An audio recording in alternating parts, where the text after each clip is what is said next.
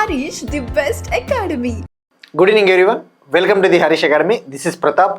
Today we will discuss May 24th, 2026 current affairs in detail. ఇవాళ మన first topic ఒక important report అండి. Sample registration survey 2024 report. Sample registration survey 2024 report. మీరు observe చేస్తే last year current అఫైర్స్లో ఇటువంటి రిపోర్టే మనం discuss చేసుకున్నాం. అయితే 2023 ఇయర్కి సంబంధించి లాస్ట్ ఇయర్ మనము శాంపుల్ రిజిస్ట్రేషన్ సర్వే 2023 రిపోర్ట్ గురించి డిస్కస్ చేసుకున్నాం. ఇప్పుడు శాంపుల్ రిజిస్ట్రేషన్ సర్వే 2024 రిపోర్ట్ గురించి తెలుసుకోవాలండి. ఫస్ట్ ఈ రిపోర్ట్ని ఎవరు రిలీజ్ చేస్తారో మనం తెలుసుకోవాలి. ఎప్పుడైనా ఒక రిపోర్ట్ న్యూస్లో ఉన్నప్పుడు ఏ మినిస్ట్రీ లాంచ్ చేస్తుంది, ఏ మినిస్ట్రీ రిలీజ్ చేస్తుంది, అటువంటివి డిస్కస్ చేసుకోవాలి. ఈ యొక్క రిపోర్ట్ని విడుదల చేసేది office of the registrar general and census commissioner. Office of the registrar general and census commissioner of India. మరి ఇది ఏ మంత్రిత్వ శాఖ కింద ఉంటుందంటే హోమ్ మినిస్ట్రీ కింద ఉంటుంది. హోమ్ మంత్రిత్వ శాఖ కింద ఉండే ఒక ఆఫీస్. మరి మనకి office of the registrar general and census commissioner అంటేనే గుర్తు రావాల్సింది సెన్సస్ని కండక్ట్ చేసే, జనాభా గణనను నిర్వహించే ఆఫీస్ ఏది అంటే ఇదే ఆఫీసు. మరి ఇప్పుడు శాంపుల్ రిజిస్ట్రేషన్ సర్వే 2024 రిపోర్టు దేనికి సంబంధించింది రిపోర్టు? ఈ రిపోర్టు యొక్క ముఖ్య ఉద్దేశము ఇండియాలో బర్త్ రేట్ ఎలా ఉంది, డెత్ రేట్ ఎలా ఉంది, ఫర్టిలిటీ రేట్ ఎలా ఉంది, అలానే లింగ నిష్పత్తి రేట్ ఎలా ఉంది, సెక్స్ రేషియో ఎలా ఉంది, అటువంటి వివిధ రకాల ఇండికేటర్లను అందించే ఒక ఇంపార్టెంట్ రిపోర్ట్. ఇండియాలో జననాల రేటు ఎలా ఉంది, మరణాల రేటు ఎలా ఉంది, లింగ నిష్పత్తి రేటు ఎలాగుంది, శిశు మరణాల రేటు ఎలా ఉంది, 5 ఏళ్లలోపు చిన్నారుల మరణాల రేటు ఎలాగుంది, అలానే టోటల్ ఫర్టిలిటీ రేట్, సంతాన సాఫల్య నిష్పత్తి అంటారు. టోటల్ ఫర్టిలిటీ రేట్ అంటే సంతాన సాఫల్య నిష్పత్తి రేట్ ఎలా ఉంది, అటువంటి ఇండికేటర్లను అందించే ఒక ముఖ్యమైన రిపోర్ట్ అండి. మనకి ఇది ఇండియన్ సొసైటీలో చాలా ఇంపార్టెంట్ అండి. మీరు ఏపీ గ్రూప్ 2 తీసుకున్న, ఏ ఎగ్జామ్ తీసుకున్న సొసైటీ ఉంటుంది కదా, తెలంగాణ అయినా ఎవరు చదివినా కూడా సొసైటీ గురించి. ఆ సొసైటీలో మనకి ట్రెండ్స్ చాలా ఇంపార్టెంట్. మరి ఫస్ట్ మనం 1 by 1 తెలుసుకుందాం ఈ రిపోర్టు ఏం చెప్పింది అని చెప్పేసి. ఈ రిపోర్టు ప్రకారము ఎప్పుడైనా ఒక రిపోర్ట్, ఇటువంటి రిపోర్ట్ వార్తల్లో ఉన్నప్పుడు మనము రూరల్ ఏరియాస్లో, అర్బన్ ఏరియాస్లో ఎలా ఉన్నాయి ఇండికేటర్లు కూడా తెలుసుకోవాలి. ఫస్ట్ బర్త్ రేటు విషయానికి వస్తే, అంటే జననాల రేటు. మరి జననాల రేటుని ఎలా నిర్వచిస్తారు? డెఫినేషన్ ఏంటి అంటే ప్రతి 1000 మంది జనాభాకు ఎంతమంది సంతానము కలుగుతూ ఉన్నారు, ఎవ్రీ 1000 పాపులేషన్కి బర్త్స్ అనేవి ఎన్ని జరుగుతూ ఉన్నాయి, ప్రతి 1000 మంది జనాభాకు ఎన్ని జననాలు సంభవిస్తూ ఉన్నాయో అది బర్త్ రేట్ అండి. మరి బర్త్ రేట్ మీరు చూసుకుంటే 2014లో ఇండియాలో 21 ఉన్నింది. అంటే ఏంటి, ప్రతి 1000 మందికి 21 మంది పిల్లలు జన్మించారు 2014లో.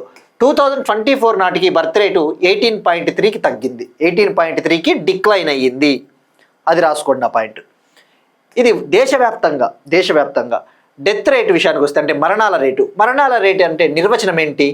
ప్రతి 1000 మంది జనాభాకు ఎన్ని మరణాలు సంభవిస్తూ ఉన్నాయి, ఫర్ ఎవ్రీ 1000 పాపులేషన్కి డెత్స్ అనేవి ఎన్ని హ్యాపెన్ అవుతూ ఉన్నాయి, అది డెత్ రేటు. మరి డెత్ రేటు 2014లో 6.7 ఉంటే 2024కి 6.4కి తగ్గింది. అంటే మరణాలు తగ్గాయి, ఒక విధంగా శుభపరిణామము, రైట్.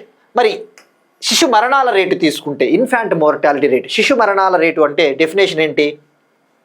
ప్రతి 1000 జననాలకు గాను ఎంతమంది సంవత్సరంలోపు చిన్నారులు మరణిస్తూ ఉన్నారు, ప్రతి 1000 మంది జననాలకు గాను, ప్రతి 1000 లైవ్ బర్త్స్కి గాను ఎంతమంది సంవత్సరంలోపు చిన్నారులు మరణిస్తూ ఉన్నారు, ఫర్ ఎవ్రీ 1000 లైవ్ బర్త్స్కి గాను 1 year లోపు చిల్డ్రన్ ఎంతమంది మరణిస్తూ ఉన్నారు, డెత్స్ హ్యాపెన్ అవుతూ ఉన్నాయి, అది ఇన్ఫాంట్ మోర్టాలిటీ రేట్.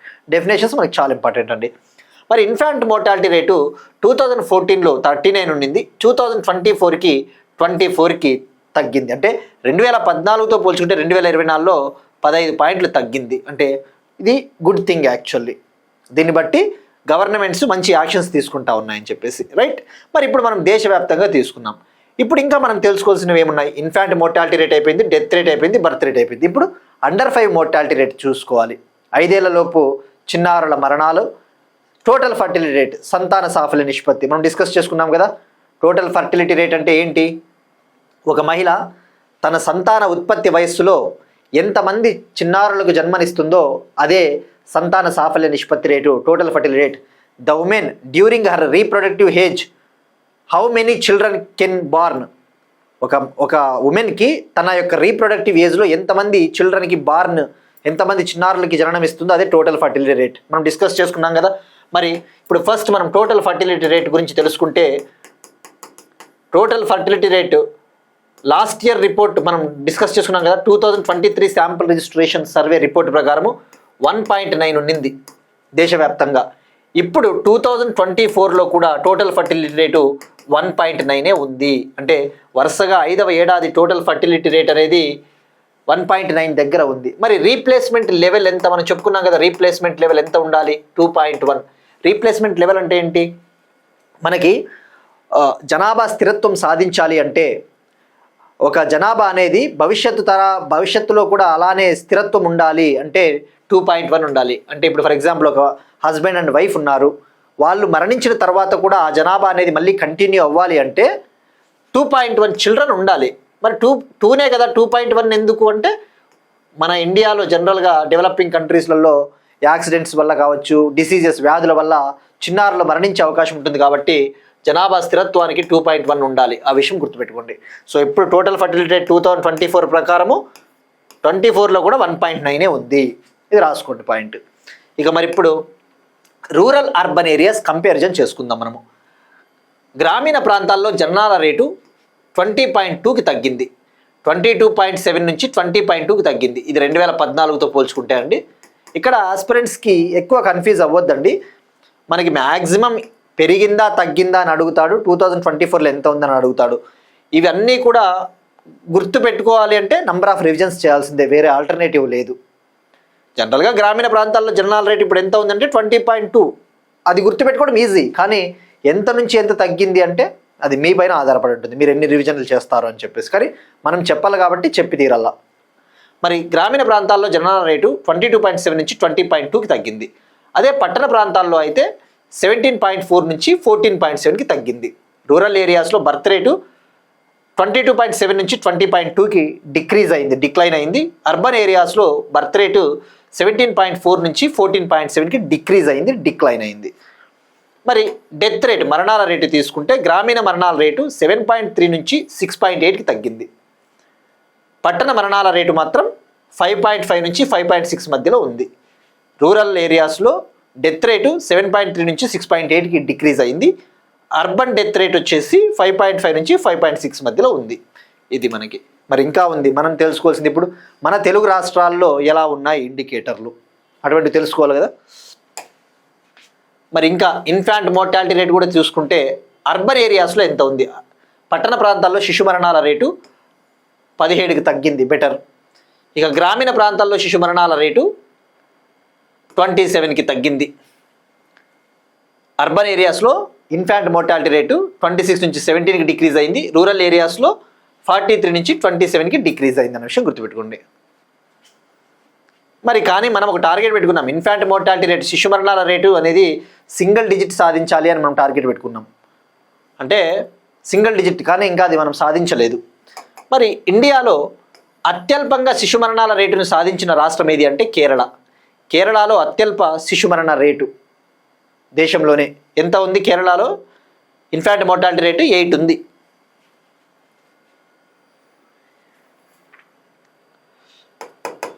ఇక మరి మన తెలుగు రాష్ట్రాల విషయానికి వస్తే ఇందాకనే చెప్పుకున్నాం మనము, సంతాన సాఫల్య నిష్పత్తి టోటల్ ఫర్టిలిటీ రేట్ అనేది 1.9 ఉంది అని చెప్పేసి. మరి మనం ఏం డిస్కస్ చేసుకున్నాం, last year 2023 sample registration system report ప్రకారం ఆంధ్రప్రదేశ్లో టోటల్ ఫర్టిలిటీ రేటు 1.5 ఉంది, తెలంగాణలో కూడా 1.5 ఉందని చెప్పేసి తెలుసుకున్నాం. మరి ఇప్పుడు ఈ రిపోర్ట్ ప్రకారం ఇంకా తగ్గింది ఏపీలో. ఈ రిపోర్ట్ ప్రకారం ఏపీలో టోటల్ ఫర్టిలిటీ రేట్ అనగా సంతాన సాఫల్య నిష్పత్తి 2024లో 1.4కి తగ్గింది. ఇక తెలంగాణ అయితే 1.5 అలానే ఉంది. మరి దేశవ్యాప్తంగా 16 పెద్ద రాష్ట్రాలలో ఈ జనాభా సమతౌల్య రేటు, రీప్లేస్మెంట్ లెవెల్ అనేది సాధించలేకపోయాయి 16 రాష్ట్రాలు. అందులో మీరు చూస్తే దేశంలో అత్యల్పంగా జనాభా సమతౌల్య రేటు, రీప్లేస్మెంట్ రేట్ అంటారు, మరి అత్యల్పంగా ఢిల్లీలో ఉంది. ఢిల్లీలో టోటల్ ఫర్టిలిటీ 1.2 లోయెస్ట్. ఇక హైయెస్ట్ ఎక్కడంటే బీహార్. 2024లో బీహార్లో 2.9 ఉంది టోటల్ ఫర్టిలిటీ రేటు. అంటే ఏంటి, రీప్లేస్మెంట్ లెవెల్ని దాటిపోయింది. ఇక మరి క్రూడ్ బర్త్ రేట్ గురించి ఇందాకనే మనం తెలుసుకున్నాం కాబట్టి ఏపీలో ఎంత ఉందో తెలుసుకుందాం. జననాల రేటు ఏపీలో 14.3 ఉంది, తెలంగాణలో 15.7 ఉంది.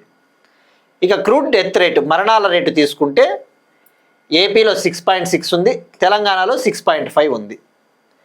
ఇక శిశు మరణాల రేటు తగ్గిందని చెప్పుకున్నాం కదా, 2024 నాటికి 24కు పడిపోయింది.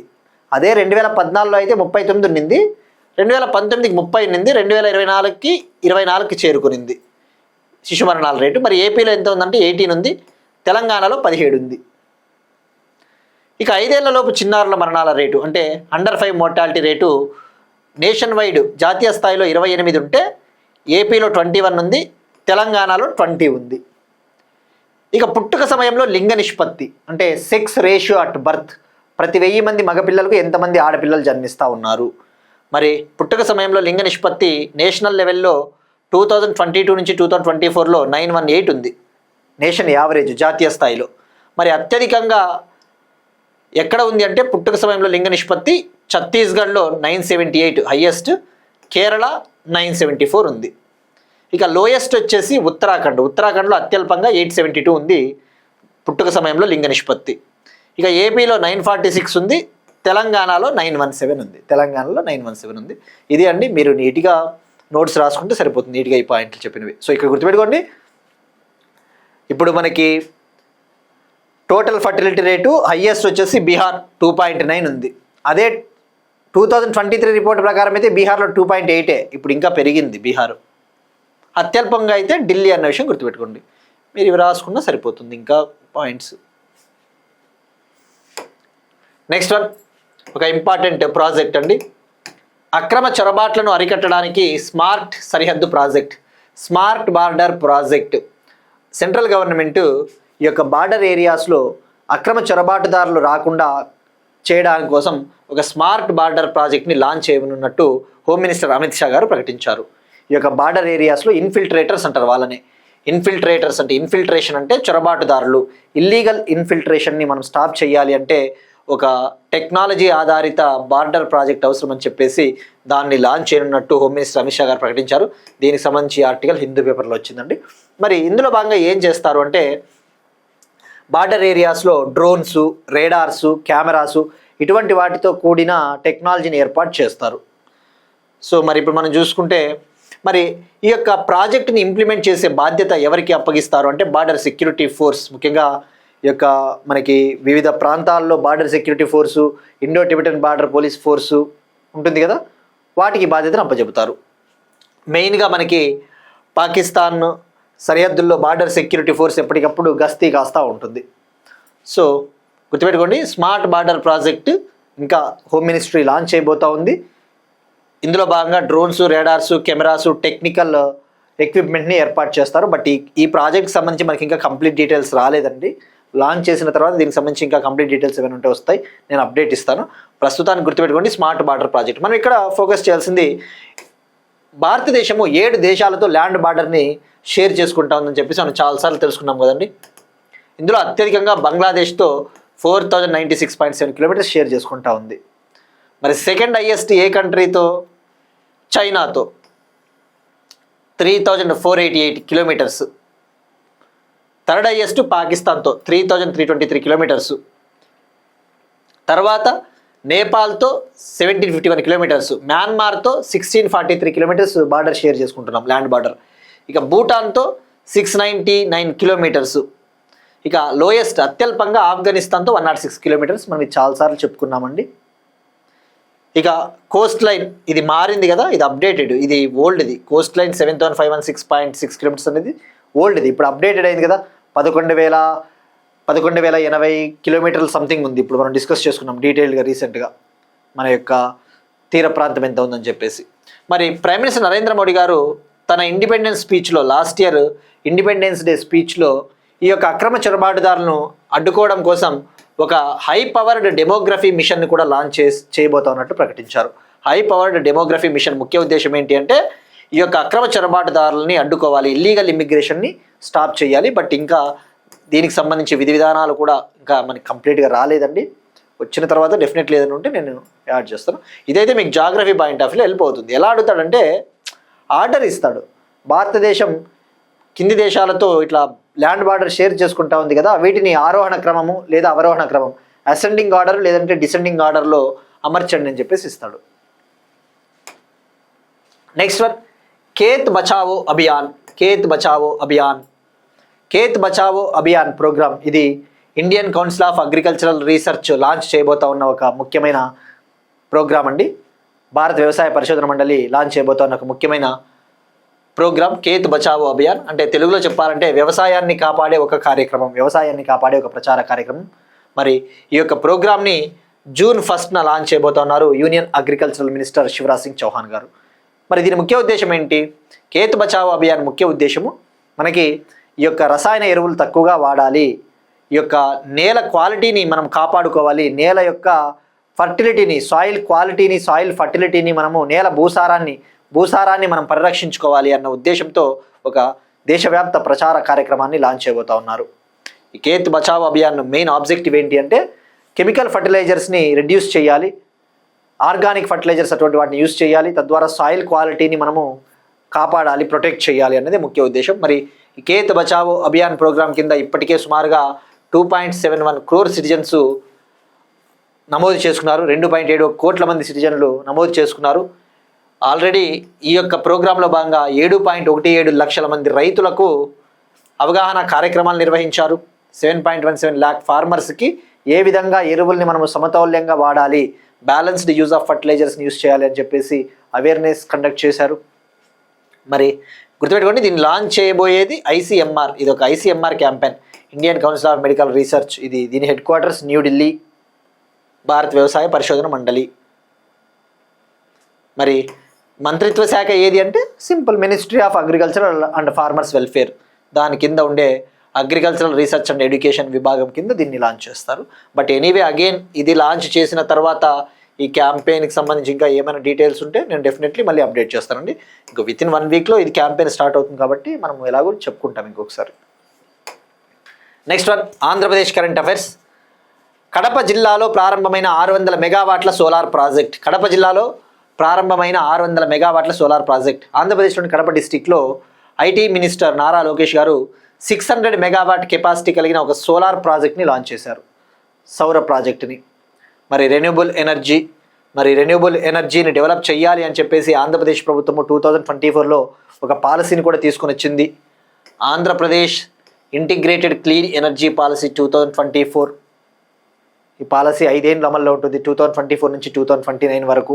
మరి ఈ పాలసీలో భాగంగా నిర్మించిన ఒక భారీ స్థాయి రెన్యూబుల్ ఎనర్జీ ప్రాజెక్ట్ అని చెప్పవచ్చు. మరి దీన్ని వితిన్ 11 monthsలోనే కంప్లీట్ చేశారు, 11 నెలల్లోనే ఈ ప్రాజెక్ట్ని కంప్లీట్ చేశారు. సో ఈ పాలసీ కింద బిల్డ్ చేసిన first renewable project, first large scale renewable energy project అని చెప్పవచ్చు. ఈ యొక్క పాలసీ కింద పూర్తి చేసిన మొదటి భారీ స్థాయి పునరుత్పాదక శక్తి వనరు ప్రాజెక్ట్ అని చెప్పవచ్చు. మరి దీనికోసం ఎంత ఇన్వెస్ట్మెంట్ ఖర్చు చేశారంటే 3,000 కోట్లు, 3,000 crore. మరి ఈ యొక్క ప్రాజెక్ట్ అనేది 2,400 ఎకరాల్లో విస్తరించి ఉంది, 2,400 acresలో విస్తరించి ఉంది. ఈ యొక్క ప్రాజెక్టులో భాగంగా 300 మెగావాట్ సామర్థ్యం కలిగిన 2 సోలార్ యూనిట్లను ఏర్పాటు చేశారు. 300 మెగావాట్ ఏసీ సోలార్ ఫెసిలిటీస్ని ఏర్పాటు చేశారు. ఈ 600 మెగావాట్ల ప్రాజెక్టులో భాగంగా 300 మెగావాట్ ప్లాంట్ల 300 మెగావాట్ ప్లాంట్లను లేదా యూనిట్లను ఏర్పాటు చేశారని చెప్పవచ్చు. మరి ఆ యూనిట్లను డెవలప్ చేసింది ఏ కంపెనీ అంటే ఎస్ఏఈఎల్ ఇండస్ట్రీస్. మరి ఈ 2 యూనిట్లను ఎవరు డెవలప్ చేశారంటే ఎస్ఏఈఎల్ సోలార్ MHP1 ప్రైవేట్ లిమిటెడ్ మరియు ఎస్ఏఈఎల్ solar MHP2 private limited. So సింపుల్గా గుర్తుపెట్టుకోండి, ఎస్ఏఈఎల్ ఇండస్ట్రీస్ ప్రాజెక్ట్ డైరెక్ట్గా అడుగుతాడు దీని కెపాసిటీ ఎంత. మరి ఈ ప్రాజెక్టులో భాగంగా ఉత్పత్తి అయిన అదనపు ఎలక్ట్రిసిటీని నేషనల్ గ్రిడ్కి సప్లై చేస్తారు. ఈ ప్రాజెక్టులో భాగంగా రెన్యూబుల్ ఎలక్ట్రిసిటీ ఏదైతే ఉంటుందో ఆ రెన్యూబుల్ ఎలక్ట్రిసిటీని డైరెక్ట్గా నేషనల్ గ్రిడ్కి సప్లై చేస్తారు. మరి ఈ ప్రాజెక్టు ఎలా నడుస్తుంది అంటే ఈ ప్రాజెక్టు నడపడానికి ఆంధ్రప్రదేశ్ ప్రభుత్వము సెకీ సంస్థతో 25 ఏళ్ల పాటు పవర్ పర్చేజ్ అగ్రిమెంట్స్ కూడా కుదుర్చుకునింది. సోలార్ ఎనర్జీ కార్పొరేషన్ ఆఫ్ ఇండియాతో ఆంధ్రప్రదేశ్ ప్రభుత్వం 25 ఏళ్ల పవర్ పర్చేజ్ అగ్రిమెంట్ను కూడా కుదుర్చుకునింది ఈ ప్రాజెక్ట్ని నడపడం కోసం. ఇక సోలార్ ప్రొడక్షన్లో ఇండియా ప్రపంచంలోనే 3rd ప్లేస్లో ఉందని చెప్పేసి కూడా మనం తెలుసుకున్నాం. టోటల్ సోలార్ ఇన్స్టాల్డ్ ఎలక్ట్రిసిటీ కెపాసిటీలో ఇండియా 3rd ప్లేస్లో ఉంది వరల్డ్లో. సౌర ఎలక్ట్రిసిటీ ఉత్పత్తిలో భారతదేశం 3వ స్థానంలో ఉంది. First place China, second America. Next one Telangana topics. తెలంగాణలో తొలి గాజు వంతెన. తెలంగాణ గవర్నమెంటు ఫస్ట్ గ్లాస్ బ్రిడ్జ్ని బిల్డ్ చేయబోతోంది. ఫస్ట్ గ్లాస్ బ్రిడ్జ్ని నిర్మించబోతా ఉంది. మరి దీని ప్రాముఖ్యత ఏంటి అంటే ఇది హార్ట్ షేప్లో ఉంటుంది. హార్ట్ షేప్, హృదయం ఆకారంలో ఉంటుంది. ఇది ఒక ఇమాజినరీ పిక్చర్ అండి, ఇంకా కంప్లీట్ కాలేదు, జస్ట్ ఇది ఒక ఊహాజనిత చిత్రము. మరి తెలంగాణ టూరిజంని ఇంప్రూవ్ చేయాలి, పర్యాటక రంగాన్ని అభివృద్ధి చేయాలని చెప్పేసి ఫస్ట్ గ్లాస్ బ్రిడ్జ్ని హార్ట్ షేప్లో నిర్మించబోతా ఉంది. దీన్ని 3 నెలల్లో ఓపెన్ చేయబోతా ఉన్నారు. మరి ఎక్కడ నిర్మించబోతా ఉన్నారు అంటే సిద్దిపేట జిల్లాలోని హుస్నాబాద్ సిటీలోని ఎల్లమ్మ చెరువు పైన. సిద్దిపేట జిల్లాలోని హుస్నాబాద్లోని ఎల్లమ్మ చెరువు పైన. మరి తద్వారా టూరిజం కూడా ఇంప్రూవ్ అవుతుంది. మరి దీన్ని ఎన్ని కోట్లతో నిర్మించబోతున్నారంటే 5 crore. ఈ యొక్క గాజు వంతెన కోసం 5 crore కేటాయించారు. దీని లెంగ్త్ వచ్చేసి 150 మీటర్స్ లాంగ్, 150 మీటర్ల పొడవు, 1.5 మీటర్స్ వైడ్, 1.5 మీటర్ల వెడల్పు ఉంటుంది. సో ఈ గ్లాస్ ప్యానెల్స్ పైన మనము వెళ్ళేసి కూడా మొత్తం ఆ రివర్ని అంతా చూడవచ్చు అనమాట. So Yellamma Cheruvu, Husnabad, Siddipet district. Next one biodiversity, environment and biodiversity సంబంధించి అంతర్జాతీయ పెద్ద పులుల కూటమిలో 26వ సభ్య దేశంగా Saudi Arabia. International big cat అలయన్స్లో 26th మెంబర్ నేషన్గా సౌదీ అరేబియా జాయిన్ అయ్యింది. మరి మనం చాలాసార్లు డిస్కస్ చేసుకున్నామండి. ఇంటర్నేషనల్ బిగ్ క్యాట్ అలయన్స్ ఎవరైతే కరెంట్ అఫైర్స్ కంటిన్యూస్గా చూస్తూ ఉంటారో వాళ్ళకి మాత్రమే కంటిన్యూటీ అనేది అర్థమవుతుంది, లేకపోతే కొద్దిగా మిస్ అయిన ఫీలింగ్ కలుగుతుంది. ఇంటర్నేషనల్ బిగ్ క్యాట్ అలయన్స్, అంతర్జాతీయ పెద్ద పులుల కూటమి, దీన్ని 2023 ఏప్రిల్ 9న ప్రైమ్ మినిస్టర్ నరేంద్ర మోడీ గారు మైసూర్, కర్ణాటకలో లాంచ్ చేశారు. ప్రాజెక్ట్ టైగర్ లాంచ్ చేసి 50 ఏళ్ళు పూర్తయిన సందర్భంగా, ప్రాజెక్ట్ టైగర్ ప్రారంభించి 50 ఏళ్ళు కంప్లీట్ అయిన సందర్భంగా ఇంటర్నేషనల్ బిగ్ క్యాట్ అలయన్స్ని లాంచ్ చేశారు. ఇది భారతదేశం యొక్క చొరవ అని చెప్పవచ్చు. ప్రైమ్ మినిస్టర్ నరేంద్ర మోడీ గారు యొక్క ఐడియా అని చెప్పవచ్చు. 2019లో ఆయన ఈ ఐడియాని ప్రపోజ్ చేశారు, ఈ ఐడియాని ప్రతిపాదించారు. మరి దీని ముఖ్య ఉద్దేశము ప్రపంచవ్యాప్తంగా ఉన్న 7 బిగ్ క్యాట్స్ని రక్షించాలి. ఆ 7 బిగ్ క్యాట్స్ ఏవి? Tiger, lion, leopard, snow leopard, cheetah, puma, jaguar. 7 big cats. మరి 7 బిగ్ క్యాట్స్ ప్రపంచవ్యాప్తంగా ఎన్ని దేశాల్లో ఉన్నాయంటే సుమారుగా 95 కంట్రీస్లో ఉన్నాయి. వీటినే 95 బిగ్ క్యాట్ రేంజ్ కంట్రీస్ అంటారు. Range countries are nothing but, range countries అంటే ఆ దేశాల్లో ఇవి ఉన్నాయి కాబట్టి, రేంజ్ అంటే ఏంటి? పరిధి, విస్తరించి ఉన్నాయి కాబట్టి రేంజ్ కంట్రీస్ అంటారు. So 95 big cat range countries ఉన్నాయి ప్రపంచవ్యాప్తంగా. ఆఫ్రికా కావచ్చు, ఆసియా కావచ్చు, అలాగా. మరి దీని హెడ్ క్వార్టర్స్ ఎక్కడ? న్యూఢిల్లీ. దీని సెక్రటరేట్ IBCA. మరి దీన్ని అమలు చేసే నోడల్ ఏజెన్సీ ఏది? నేషనల్ టైగర్ కన్జర్వేషన్ అథారిటీ, జాతీయ పులుల సంరక్షణ అథారిటీ దీన్ని అమలు చేస్తుంది. రైట్. మరి మనం డిస్కస్ చేసుకున్నాం, జూన్ 1 నుంచి ఇంటర్నేషనల్ బిగ్ క్యాట్ అలయన్స్ యొక్క మొట్టమొదటి అంతర్జాతీయ సమావేశం, ఫస్ట్ ఇంటర్నేషనల్ సమ్మిట్ అనేది జరగాల్సి ఉంది, బట్ పోస్ట్ పోన్ అయ్యింది ఎబోలా వైరస్ వల్ల అని చెప్పేసి. రైట్. ఇవన్నీ కూడా ఇంటర్లింకింగ్ అనమాట. మరి ఇప్పుడు IBCAలో మీరు ఎప్పుడైనా కానీ మీరు చూస్తే 95 దేశాలు కూటమి అని చెప్పొచ్చు, కానీ అన్ని దేశాలు కూడా ఇంకా శాశ్వత దేశాలు కాదు. మెంబర్ కంట్రీస్ మాత్రము సౌదీ అరేబియా ఇప్పుడు 26వ దేశంగా జాయిన్ అయింది. Member countries 26. అంటే 95 దేశాలు సుముఖంగా ఉన్నాయి, మనం కాపాడుకుందాము ఈ పెద్ద పులుల్ని అని చెప్పేసి. అంత మాత్రాన అన్ని సంతకం చేసి దానిపైన ఒప్పందం పైన సంతకం చేయలేదు. అన్ని దేశాలు ఇంకా చేయలేదు. ప్రస్తుతానికి పూర్తి స్థాయిలో మెంబర్ కంట్రీస్ అయితే 26. కానీ హోలిస్టిక్గా అయితే 95 బిగ్ క్యాట్ రేంజ్ కంట్రీస్ సుముఖంగా ఉన్నాయి. They are in favour. మరి ఇక్కడ ఇందాక చెప్పింది తెలుగులో చెప్పిందంతా ఇంగ్లీష్లో ఇక్కడ ఉందండి. మరి ఇందులో 26 మెంబర్ కంట్రీస్ ఉన్నాయి, 5 అబ్జర్వర్ నేషన్స్ ఉన్నాయి, 5 పరిశీలక దేశాలు. మరి ఇక్కడ ఎప్పుడైనా కూడా నేను చాలాసార్లు చెప్పినాను, అఫీషియల్ వెబ్సైట్ చెక్ చేసుకోవాలా, ఇటువంటివి మారుతూ ఉంటాయి. ఈరోజు 26 ఉంటాయి, రేపు 27 అయితే, రేపు పొద్దున్న 28 అవుతాయి, అట్లా చూసుకోవాలి అంతా. సో మరి ఇక్కడ ఇంటర్నేషనల్ బిగ్ క్యాట్ అలయన్స్ చూసుకుంటే అఫీషియల్ వెబ్సైట్ చూసుకుంటే ఇక్కడ మీరు చూసుకుంటే 26 దేశాలు ఉన్నాయి. అధికారిక వెబ్సైట్ చెక్ చేయండి కావాలంటే. ఇక్కడ క్లియర్గా ఇండియా కూడా మెంబరు, సౌదీ అరేబియా కూడా జాయిన్ అయ్యింది. 26 లెక్క పెట్టుకోండి, 26 ఉంటాయి. రైట్. ఇక మరి పరిశీలక దేశాలు observer nations again official website 5 ఉన్నాయి. అబ్జర్వర్ దేశాలు ఏమున్నాయి? Kazakhstan, Namibia, Thailand, Ecuador, Vietnam పరిశీలక దేశాలు. రైట్. ఇది అండి IBCAకి సంబంధించి 26 దేశాలు. రాసుకుంటే రాసుకోవచ్చు, బట్ నో నీడ్ 26 అని గుర్తుపెట్టుకోండి.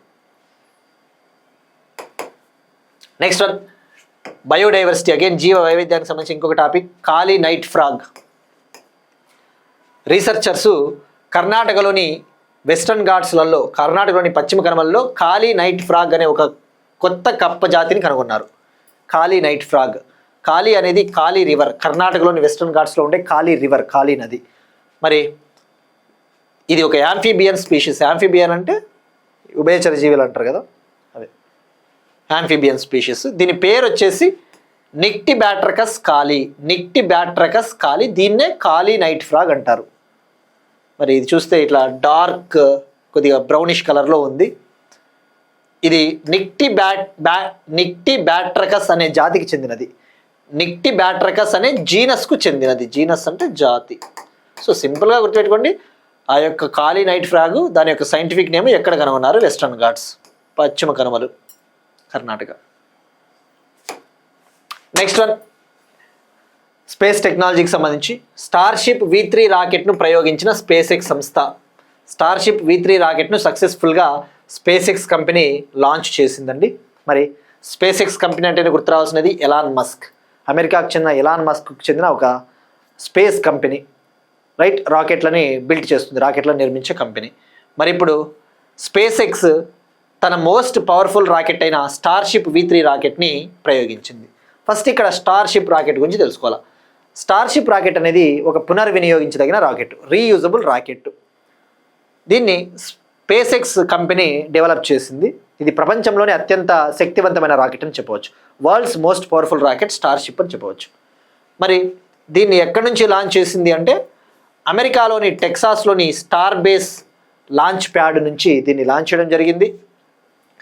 ఈ యొక్క ప్రయోగంలో భాగంగా ఈ starship V3 rocket 20 dummy Starlink శాటిలైట్లను కక్షలోకి ప్రవేశపెట్టింది. 20 మాక్ స్టార్లింక్ శాటిలైట్స్ని డిప్లాయ్ చేసింది. మాక్ అంటే డమ్మీ శాటిలైట్లు, జస్ట్ ప్రయోగాత్మకంగా. మరి ఇది మానవరహిత test flight, uncrewed test flight. ఇందులో ఏమి హ్యూమన్స్ ఏముండరు, అన్క్రూడ్ టెస్ట్ ఫ్లైట్. 12వసారి స్టార్షిప్ రాకెట్ టెస్ట్ని పరీక్షించింది స్పేస్ ఎక్స్ సంస్థ. 12th స్టార్షిప్ టెస్ట్ అని చెప్పవచ్చు. మరి ఇక్కడ ప్రపంచంలోనే అత్యంత శక్తివంతమైన రాకెట్ స్టార్షిప్ అని చెప్పినాం. అందులో వర్షన్ వచ్చేసి V3 వర్షన్. ఇది ఇక వరల్డ్స్ మోస్ట్ పవర్ఫుల్. ఇది సుమారుగా 408 ఫూట్లు ఉంటుంది రాకెట్, 408 ఫూట్ రాకెట్ ఇది. మరి ఎప్పుడైనా ఒక రాకెట్ న్యూస్లో ఉన్నప్పుడు ఎన్ని స్టేజ్లు ఉంటాయో తెలుసుకోవాలి. ఇది 2 స్టేజ్ రాకెట్. మరి ఇందులో ఒక స్టేజ్లో సూపర్ హెవీ బూస్టర్ ఉంటుంది. హెవీ బూస్టర్ ఉంటుంది. ఆ హెవీ బూస్టర్ పైన స్టార్షిప్ రాకెట్ ఉంటుంది. మరి ఇది రీయూజబుల్ కాబట్టి రాకెట్ని లాంచ్ చేసిన తర్వాత ఈ సూపర్ హెవీ బూస్టర్ అనేది విడిపోయి ఆ యొక్క సముద్రంలోకి ఇది మళ్ళీ తిరిగి పడిపోతుంది. ఈవెన్ ఆ రాకెట్ పోర్షన్ కూడా ఏదైతే ఉందో రాకెట్ పైన ఉంటుంది కదా, ఆ స్టార్షిప్ రాకెట్ దానిపైన ఆ బూస్టర్ పైన, అది కూడా శాటిలైట్లను కక్షలోకి ప్రవేశపెట్టిన తర్వాత అది మళ్ళీ తిరిగి భూవాతావరణంలోకి ప్రవేశిస్తుంది. ఆ స్టార్షిప్ రాకెట్ కూడా శాటిలైట్స్ని ఆర్బిట్లోకి డిప్లాయ్ చేసిన తర్వాత it will come into the earth's atmosphere again. తద్వారా మనం దీన్ని తిరిగి పునర్వినియోగించవచ్చు. రీయూజబుల్ రాకెట్స్ వల్ల ఉపయోగం ఏంటి? ఖర్చు తగ్గుతుంది, లాంచింగ్ కాస్ట్ అనేది తగ్గుతుంది, ప్రయోగాల ఖర్చు తగ్గుతుంది. మరి ఫాల్కన్ 9 రాకెట్ ఉంది కదా, ఫాల్కన్ 9 రాకెట్ కూడా రీయూజబుల్ రాకెట్టే, స్పేస్ ఎక్స్కి చెందిన ఫాల్కన్ 9 రాకెట్. మరి ఇక్కడ చూస్తే ఇందులో 2 స్టేజెస్ ఉంటాయి. ఈ స్టేజ్ 1 వచ్చేసి సూపర్ హెవీ బూస్టర్ ఉంటుంది. ఇందులో 33 ఇంజన్లు ఉంటాయి. ఇక్కడ పైన వచ్చేసి స్టార్షిప్ రాకెట్ ఉంటుంది. ఇక స్టార్లింక్ శాటిలైట్స్ అంటేనే గుర్తు రావాల్సింది ఏంటంటే మనకి ఇంటర్నెట్ ప్రొవైడ్ చేసే, ఇంటర్నెట్ అందించే శాటిలైట్లు. నెక్స్ట్ వన్ అగైన్ డిఫెన్స్కి సంబంధించి ఒక ఇంపార్టెంట్ టాపిక్. అగ్ని-1 బ్యాలిస్టిక్ క్షిపణి పరీక్ష. డిఆర్డిఓ సక్సెస్ఫుల్గా అగ్నివన్ బ్యాలిస్టిక్ మిసైల్ని ప్రయోగించింది. ఒడిశాలోని బాలాసూర్లోని ఇంటిగ్రేటెడ్ టెస్ట్ రేంజ్ పరీక్షా కేంద్రం వద్ద నుంచి దీన్ని సక్సెస్ఫుల్గా పరీక్షించింది. మరి ఇక్కడ మనం ఫస్ట్ తెలుసుకోవాల్సింది అగ్నివన్ అంటే ఏంటి. అగ్నివన్ అనేది మనం చాలాసార్లు డిస్కస్ చేసుకున్నాం కానీ అగ్నివన్ మిసైల్ మనకి భారతదేశము ఈ యొక్క మిసైల్ ప్రొడక్షన్లో ఈ యొక్క క్షిపణుల రంగంలో మనం ఆత్మనిర్భరత సాధించాలి అని చెప్పేసి 1983లో అబ్దుల్ కలాం గారి సారథ్యంలో integrated guided missile development programme అనే దాన్ని లాంచ్ చేశాం. Integrated guided missile development programme. ఇందులో భాగంగా 5 టైప్స్ ఆఫ్ మిసైల్స్ని డెవలప్ చేశారు, తయారు చేశారని చెప్పేసి తెలుసుకున్నాం. అందులో ఒకటి పృథ్వీ అంటే short range surface to surface missile అని చెప్పవచ్చు. Short range surface to surface missile. అగ్ని అంటే medium range surface to surface missile అని చెప్పవచ్చు. మరి ఇందులో ఆకాశ్ ఉంటుంది, త్రిశూల్ ఉంటుంది. పృథ్వీ, అగ్ని, త్రిశూలు, ఆకాశు, నాగ్ అని చెప్పేసి 5 రకాల మిసైల్స్ మనం డెవలప్ చేసామని చెప్పేసి కూడా మనం తెలుసుకున్నాం. మరి ఇప్పుడు ఈ అగ్నివన్ మిసైల్ని ఎప్పుడో డెవలప్ చేసాం, కానీ మళ్ళీ మనం టెస్ట్ ఫైర్ చేస్తూ ఉన్నప్పుడు వార్తలు ఉంటాయి కాబట్టి తెలుసుకోవాలి. దీన్ని ఒడిశాలోని బాలాసూర్లోని ఇంటిగ్రేటెడ్ టెస్ట్ రేంజ్ వద్ద నుంచి సక్సెస్ఫుల్గా టెస్ట్ చేశారు. మరి దీన్ని స్ట్రాటజిక్ ఫోర్సెస్ కమాండ్ ఆధ్వర్యంలో ఈ పరీక్షను నిర్వహించారు. స్ట్రాటజిక్ ఫోర్సెస్ కమాండ్ ఆధ్వర్యంలో దీన్ని నిర్వహించారు. మరి ఇక్కడ మనకి అగ్ని అంటే అగ్నిలో వెరైటీస్ ఉంటాయండి. అగ్ని 1 అని, అగ్ని 2 అని, అగ్ని 3, అగ్ని 4, అగ్ని 5. మనం ఇటీవల అగ్ని 5 మిసైల్ని డిస్కస్ చేసుకున్నాం. భారతదేశము సక్సెస్ఫుల్గా MIRV టెక్నాలజీ కలిగిన అగ్ని 5 మిసైల్ని విజయవంతంగా పరీక్షించామని చెప్పేసి మల్టిపుల్ ఇండిపెండెంట్లీ రీఎంట్రీ వెహికల్ అని చెప్పేసి అగ్ని 5 మల్టిపుల్ టార్గెట్స్లో ఉన్న లక్ష్యాలను ఏకకాలంలో బహుళ పేలోడ్లను మోసుకొని పోయి నాశనం చేసే కెపాసిటీ ఉన్న అగ్ని 5 మిసైల్ గురించి కూడా మనం ఇటీవల తెలుసుకున్నాం. మరి ఇప్పుడు అగ్నివన్ మిసైల్ ఇది ఇందులో వేరియంట్స్ ఉన్నాయి కాబట్టి జనరల్గా అయితే పృథ్వీ షార్ట్ రేంజ్, అగ్ని అనేది జనరల్గా మీడియం రేంజ్ బ్యాలిస్టిక్ మిసైల్ అంటారు, సర్ఫేస్ టు సర్ఫేస్. కానీ ఇందులో వేరియంట్స్ ఉన్నాయి కాబట్టి ఇందులో 1, 2, 3 ఉన్నాయి కాబట్టి అగ్ని 1 అని జనరల్గా షార్ట్ రేంజ్ అంటారు. మామూలుగా అయితే అగ్ని అంటే మీడియం రేంజ్ బ్యాలిస్టిక్ మిసైల్, కానీ ఇందులో మళ్ళీ వెరైటీలు ఉన్నాయి కాబట్టి అగ్ని 5తో పోల్చుకుంటే అగ్ని 1 అనేది షార్ట్ రేంజ్ అవుతుంది అంతే. మరి అగ్ని 1 అనేది సింగిల్ స్టేజు సాలిడ్ ఫీల్డ్ అంటే ఘన ఇంధనంతో నడిచే మిసైలు. మరి దీని కెపాసిటీ ఎంత అంటే సుమారుగా 800 నుంచి 1000 కిలోమీటర్స్ వరకు ఉంటుంది. అగ్ని 1 అంటే 1000 కిలోమీటర్ల రేంజ్ అని గుర్తుపెట్టుకోండి. అగ్ని 2 అంటే అప్ టు 2000 కిలోమీటర్స్, అగ్ని 3 అంటే అప్ టు 3000, అగ్ని 4 అంటే అప్ టు 4000, అగ్ని 5 అంటే అప్ టు 5000 కిలోమీటర్స్ అట్లా గుర్తుపెట్టుకోండి. మరి ఇది న్యూక్లియర్ క్యాపబుల్ అంటే ఏంటి, న్యూక్లియర్ వార్ హెడ్లను మోసుకొని పోతుంది. So right. మరి ఎక్కడ లాంచ్ చేశారంటే ఒడిశాలోని బాలాసూర్లోని integrated test range, single stage అన్న విషయం గుర్తుపెట్టుకోండి. నెక్స్ట్ వన్ స్పోర్ట్స్కి సంబంధించిన important topic. Indian runner Gurindervir Singh జాతీయ రికార్డు సృష్టించాడు. ఇండియన్ స్ప్రింటర్ లేదా Indian runner Gurindervir Singh జాతీయ రికార్డుని సృష్టించాడు. Gurindervir Singh sets national record. భారతదేశ Indian runner Gurindervir Singh ఒక జాతీయ రికార్డు సృష్టించాడండి. రాంచీలో జరిగిన నేషనల్ సీనియర్ ఫెడరేషన్ అథ్లెటిక్స్ టోర్నీలో 100 మీటర్స్ రన్నింగ్ రేస్ను 10.09 సెకండ్స్లోనే కంప్లీట్ చేసి నేషనల్ రికార్డ్ని సెట్ చేశాడు. తద్వారా 100 మీటర్ల రన్నింగ్ రేస్ని 10.10 సెకండ్లలోపు కంప్లీట్ చేసిన ఫస్ట్ ఇండియన్ అథ్లెట్. 100 మీటర్ల రేసును 10.1 సెకండ్ల కంటే తక్కువ టైమింగ్తో పూర్తి చేసిన తొలి భారత అథ్లెట్.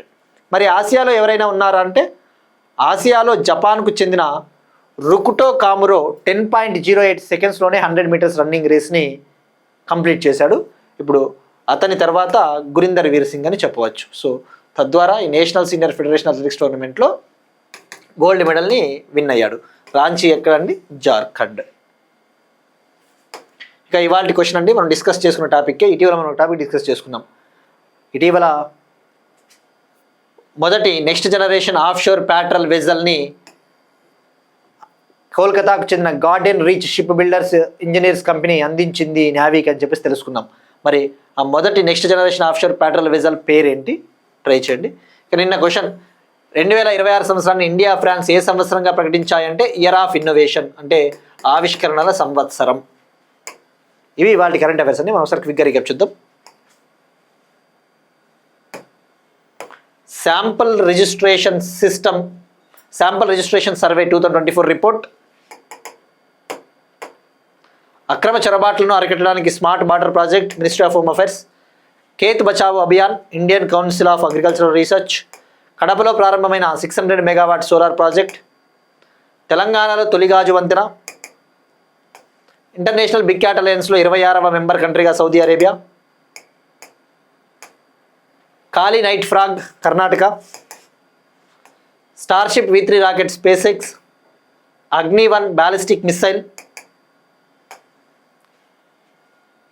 జాతీయ రికార్డును నెలకొల్పిన గురీందర్ వీర్ సింగ్ రన్నర్.